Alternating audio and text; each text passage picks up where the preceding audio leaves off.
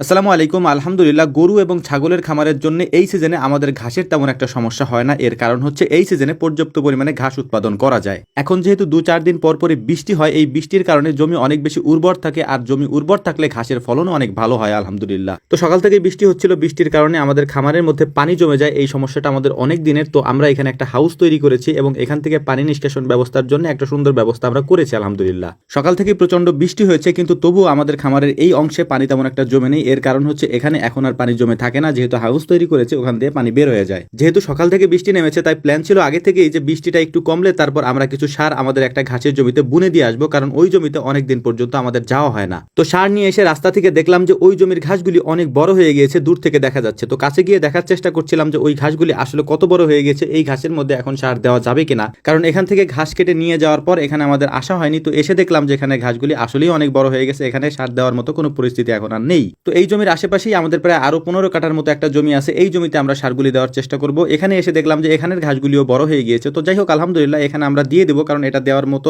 উপযুক্ত আছে। ওই জমিতে সার দেওয়ার জন্য 20 কেজির মতো সার আমরা নিয়ে এসেছিলাম, কারণ ওখানে 7 কাঠার মতো জমি ছিল, কিন্তু এখানে যেহেতু 15 কাঠার মতো জমি, এখানে আমাদের পর্যাপ্ত পরিমাণে সার লাগবে। প্রায় আমাদের এখানে 1 মণ অর্থাৎ 40 কেজির উপরে সার লাগবে, যেটা আমরা আনিনি। যে সারগুলি আমরা এনেছি সেই সারগুলি এখানে বুনে দিয়ে যাবো এবং বৃষ্টির পরে পরবর্তীতে এসে বাকি সারগুলো আমরা এখানে বুনে দেবো ইনশাআল্লাহ।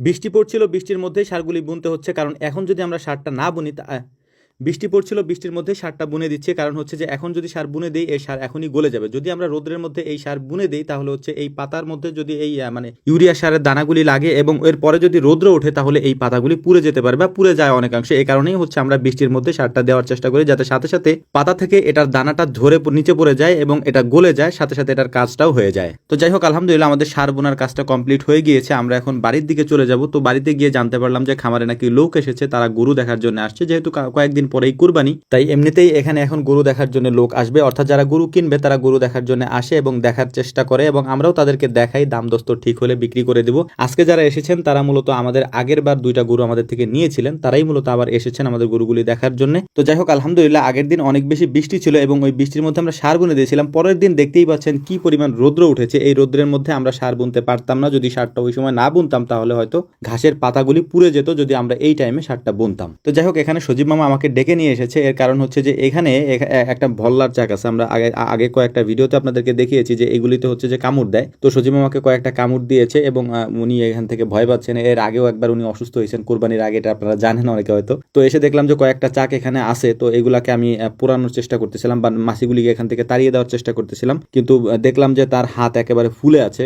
2-3টা কামড় দিছে, পায়ের মধ্যেও কামড় দিছে। তো এটা আসলে আমাদের জন্য অনেক কষ্টের একটা ব্যাপার। এরকমটা আমাদের সাথে প্রায় হয়। তো তারপরে এই কাজগুলি আমাদেরকে করতে হয়, কারণ এই কাজগুলি তো করতেই হবে। ঘাস তো আমাদেরকে এখান থেকে সংগ্রহ করে নিয়েই যেতে হবে। আর যদি এটাকে আমরা প্রাথমিক পর্যায়ে এখান থেকে সরিয়ে না দিই, তাহলে এই চাকগুলি অনেক বড় হয়ে যায়। তো পরবর্তীতে এগুলিকে সরানো যায় না। অনেক বেশি মাছি যখন হয়ে যায়, তখন এগুলি এখান থেকে উঠতে চায় না এবং অনেক কামড় দেওয়ার চেষ্টা করে আর কি। তো যাই হোক, আলহামদুলিল্লাহ আমাদের কাজগুলি আমরা শেষ করেছি। আমাদের জন্য দোয়া করবেন। আসসালামু আলাইকুম ওয়া রাহমাতুল্লাহ।